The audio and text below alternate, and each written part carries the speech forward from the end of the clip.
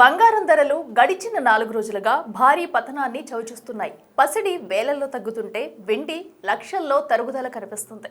దీనికి కారణం అమెరికా అధ్యక్షుడు డొనాల్డ్ ట్రంప్ తీసుకున్న నిర్ణయమే. అసలు ట్రంప్ తీసుకున్న నిర్ణయానికి గోల్డ్, సిల్వర్ ప్రైస్ తగ్గడానికి గల కారణాలేంటి?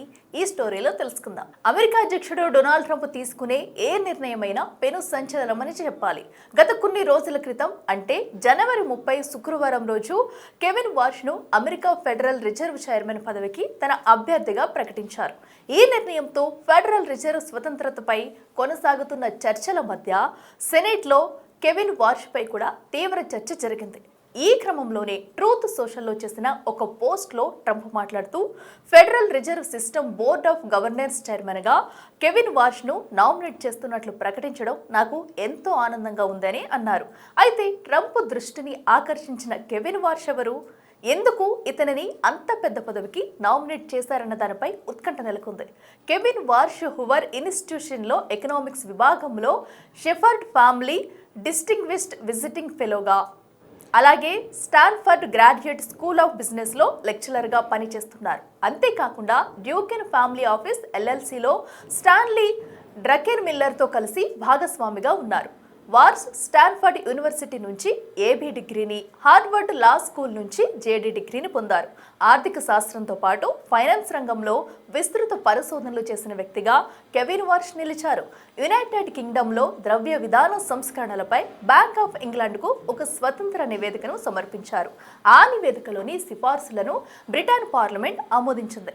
ఇన్ని గొప్ప సంస్కరణలు, పెద్ద చదువులు చదివిన కెవిన్ వయసు కేవలం 35 ఏళ్లు మాత్రమే. చిన్న వయసులోనే ఫెడరల్ రిజర్వ్ గవర్నర్గా నియమితులైన వ్యక్తిగా కెవిన్ వార్ష్ చరిత్ర సృష్టించారు. ఆయన 2006 నుంచి 2011 వరకు federal reserve board of governor సభ్యుడిగా పనిచేశారు.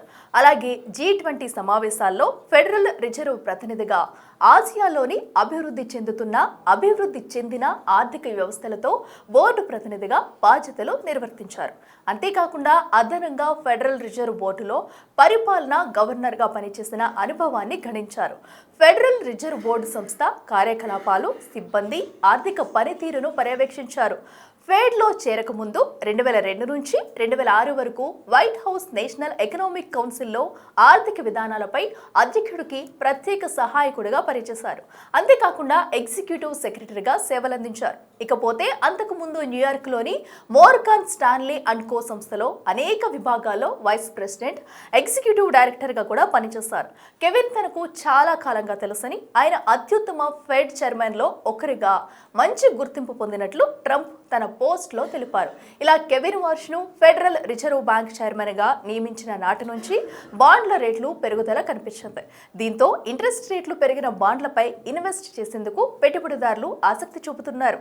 ఇలా బంగారం, వెండి ధరలకు డిమాండ్ తగ్గి బాండ్ల వైపు మొగ్గు చూపుతుండటంతో ఈ లోహాల ధరలు పతనమవుతున్నాయి.